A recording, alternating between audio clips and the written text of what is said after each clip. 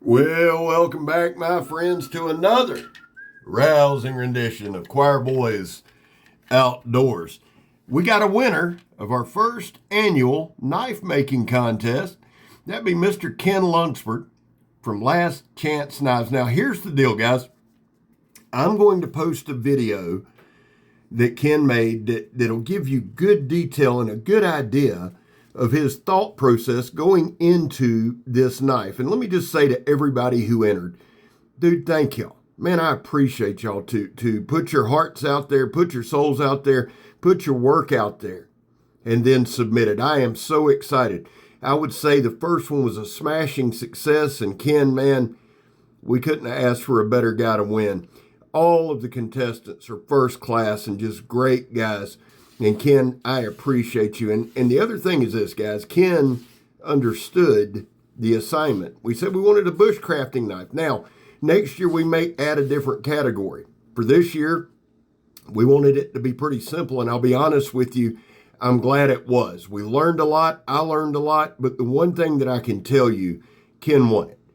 And what I wanted to do here is just go through his knife, show you a little bit of what it can do, and talk about it some.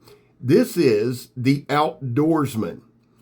It is in 01 tool steel. Now, the blade steel, I pulled everything with a tape measure. And let me say this, Ken was very thorough. He sent me a list with all the specs and the details, and damn if it didn't stay in Alabama. So I went back through and I pulled them with a tape measure. It's an 01 tool steel. The thickness was between an 1/8 and 3/16. I believe it was 3/16. Could be wrong there. The overall length's 9.5. The blade length is 4 5/8. The cutting edge is 4 3/16. The blade width is 1 3/16. His handle was 4 13/16, almost 5 inches. The inner grip, he understood the handle.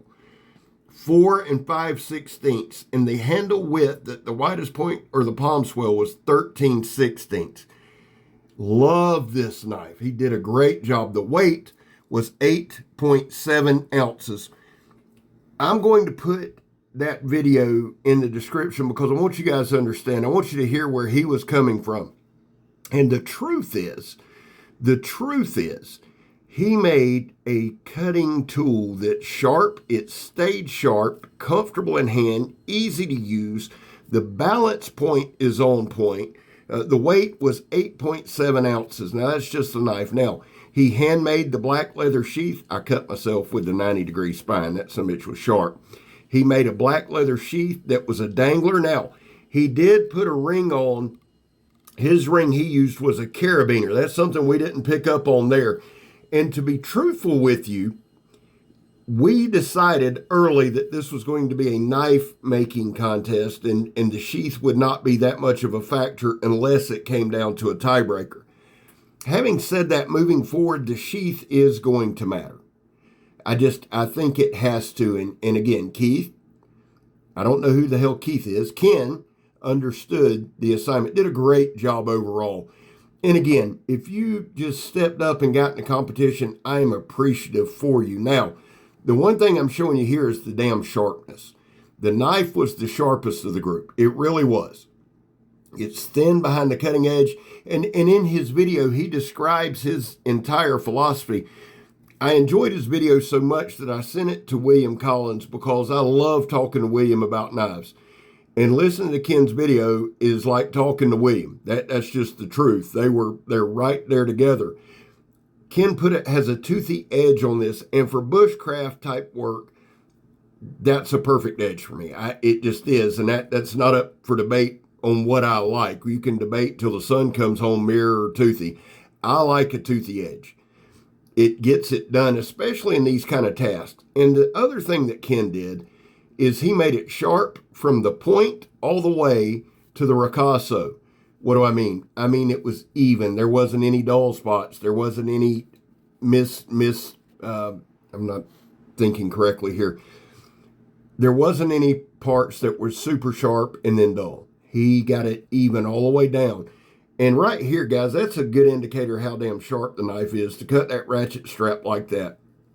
It was sharp. And remember now, I did a good bit of testing at the gathering. This thing is well balanced, great in hand. And I added this right here.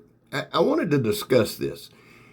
If I've got a big beater of a knife, I'll baton huge logs. But my belt knife, my main carry knife, I'm not going to beat up and abuse. I want it to cut, and this is about as much batoning as I would ever do with my main belt knife if I'm camping, hunting, hiking, or whatever, because I'm going to have to rely on that knife, and I'll have some kind of chopping tool. The other side is this.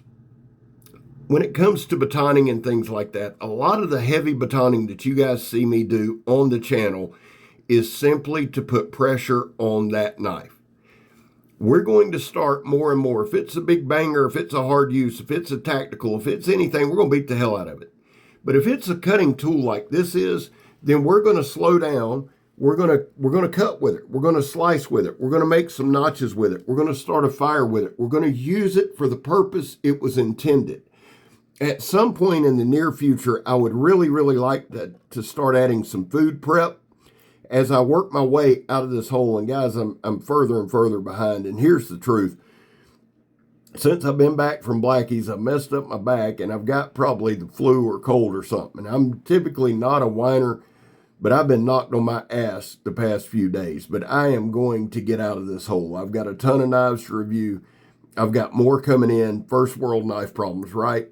Well, we're going to get to them. But when I get to that, when I get through that, we're an ever-evolving channel. That's important to me. I don't want to be stagnant. I don't want to be still, and I want to add things that are pertinent. And I want to bring a skill set to the community. Watch here. I missed. Watch here again.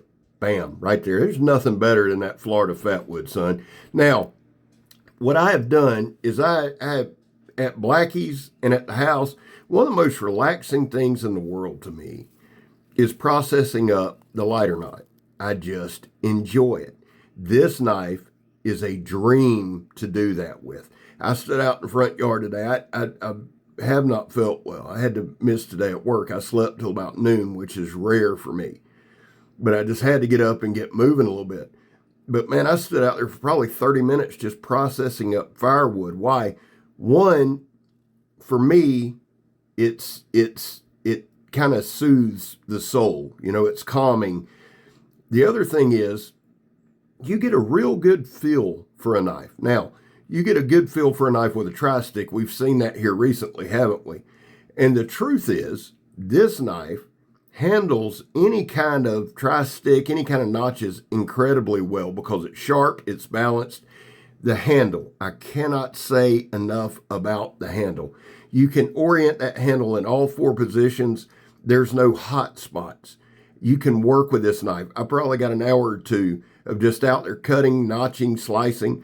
Never did my hand get sore. There's no real hot spots. You're not going to blister. Ken understood the assignment. That's kind of the theme for this video. And here's the thing, and I've got to mention this. Ken has gifted me this knife. Now, when I'm done with this video, it will go to Don Moore Kramer because it's going to be featured at Blade Show. And the truth is, guys, I will tag Ken in the title or in the description. I don't know that Ken makes knives to sell. I don't know that he does. But I'm telling you, if he does, he's a guy you want to make a knife. And I'm not just saying that. This thing is a dream to use. I love the balance point. I love the weight. Before we move on, guys, let's do our causes and let's do a couple shout outs. Let's start off with Donnie B All Day. And then, of course, Ken, Last Chance Knives. You've got to do that. Joe from JS Bladecraft. And a new one, Black Hawk Bushcraft. He's a guy that I've kind of met through this Tri-Stick Challenge. And I'm so thankful for all of you who stepped up and taken the challenge. And I'm doing it myself. We're going to do one every Saturday or work on one every Saturday. But Black Hawk Bushcraft is a well-spoken, well-knowledgeable, has good hands with a knife, is a skilled guy, and I think you would enjoy his channel. That's Black Hawk Bushcraft, and I'll put links in the description to all of them. Also, because we had our contest, Blackie Thomas, you don't want to miss Blackie. Dakota of the woods, and Bear's old ways. And I'll go ahead and list William in there as well. Having said that, guys, there was a time in this country where 22 vets a day took their own lives. Now, stats are everywhere. We know they are.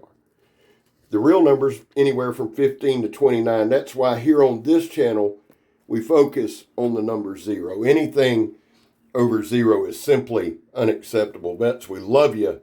You have a place here. Guys, I back the blue. I get a lot of flack for it. Don't really care. I have my reasons. It's not up for debate because I'm not shoving it down your throat or trying to push my point. It's just something I do. I have my reasons. And finally, if you are an addict, and I am, that's well documented, never quit quitting. Well, Ken, brother, great job. Thank you again. Kick-ass knife. It's the Outdoorsman, and I'm Scab. You're not. I'm gone, son. Love y'all.